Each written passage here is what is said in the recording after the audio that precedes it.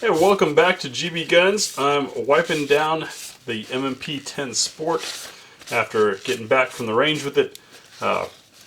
We did make some swaps to it as we thought might be appropriate since it comes rather stock.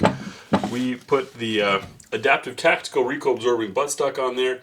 You've seen us review this, and the muzzle brake from VG6. With that on there, this thing was surprisingly good. What you'll see in our test is running through the MULTHMAG test, which is running all of the common magazines that we can get our hands on to see how it functions with this particular gun. It's not necessarily testing the gun, not necessarily testing the magazine, just the compatibility of those two, so you know what mags might work and not work. Then you'll see us group. We've got a couple different types of ammo we ran through it, both defensive and we've got defensive, we've got a hunting load, and some match ammo. Why? Well, because it's M&P, military and police, right? So this might be a gun that you're buying for home defense. It might be a gun you're buying for hunting. We'll show you how it did with that ammo. I'll continue wiping this up and let you get defense. The Federal Premium Steel. 168 over the match. Standard. Sorry. NOSLER 175. Open. Then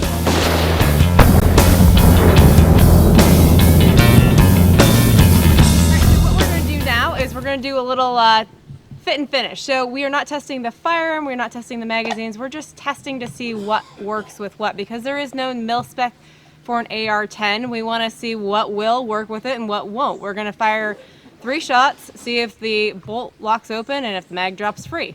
All right, let's get started. So we've got an IMI defense.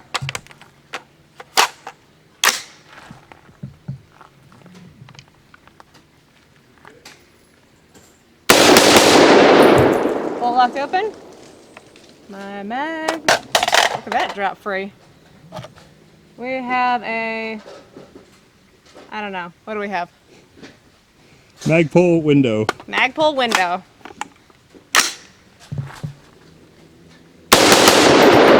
Locked open.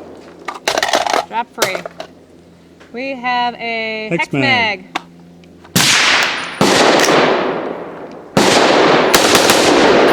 Open. Oh. We have a C Products defense. C Products steel. Steel. Sorry. Open. No.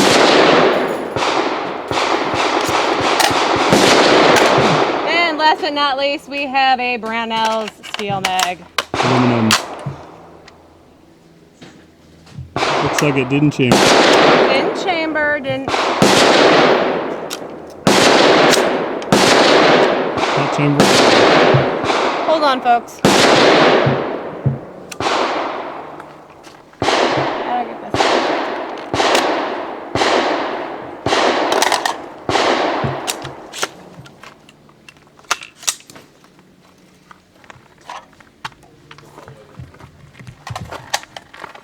Oh. Oh, no, no, no, no. No. Hold on.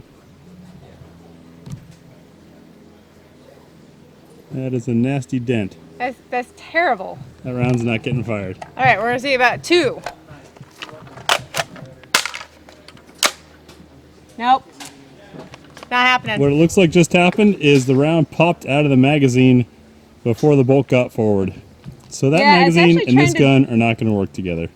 Alright, and since the M&P Sport is claimed as military and police and is affordable enough to be maybe someone's hunting gun, we're going to try a couple different loads. Starting off with the Federal Premium 168 grain gold medal match, standard.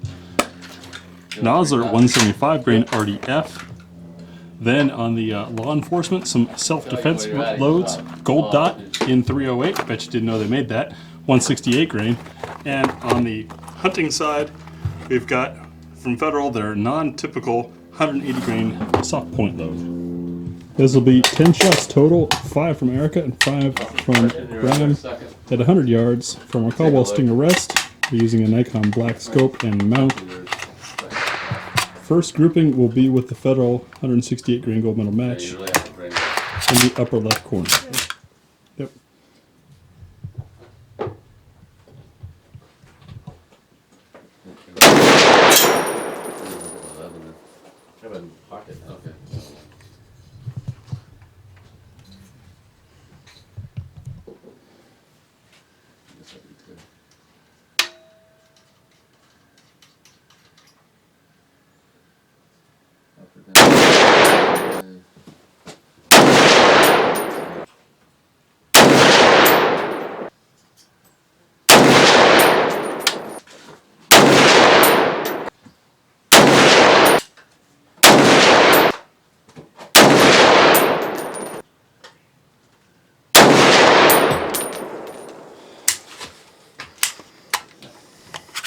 So there is the zoomed in pic of the 10 shots of the 168 grain Federal Gold Medal match. We'll be moving over to the upper right corner with some nozzle 175 grain match ammo.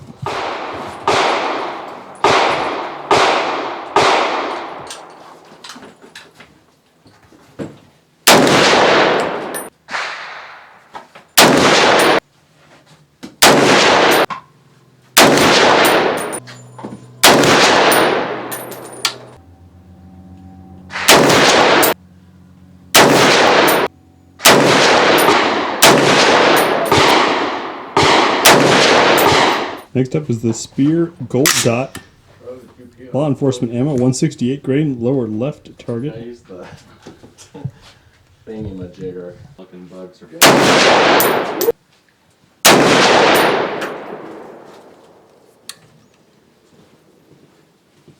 that hitting way high? That's like night and day. Yeah, way high. It's fine. It's awesome. See? Yeah, yeah. I figured that that's the only reason I played as well as I did. I couldn't see, so I just pulled the trigger.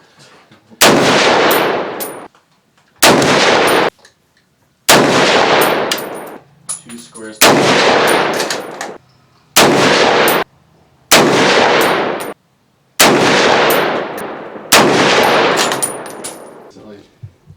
So the SPEER Gold Dot Consistently hit low, rather yeah. high and right. What's that? Looks like about Consistently low. 3.5 4 inches high Wanna take and a 2 look? inches to the right, but grouped nicely. And for our hunting load, 180 grain soft point non-typical whitetail ammo from Federal will be in the lower right target.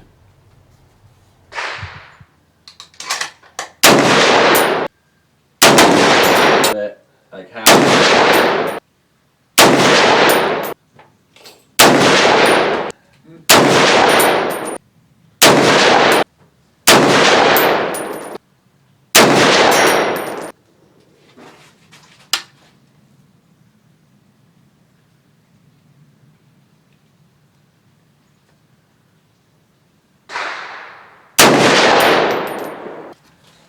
What? I said, looks like it liked the 180 best. Damn barrel. No, All right, so the Smith & Wesson M&P 10 Sport, that's a long name. We had this out a couple weeks ago and shot it. It was not my favorite. We decided to give it another go, swap out some things, and see how we liked it. It did shoot incredibly well last time that we had it out, so we wanted to see if we could make the experience better. We swapped out the brake and the buttstock. Buttstock mostly because it hurt like a son of a gun to shoot, and I didn't enjoy it.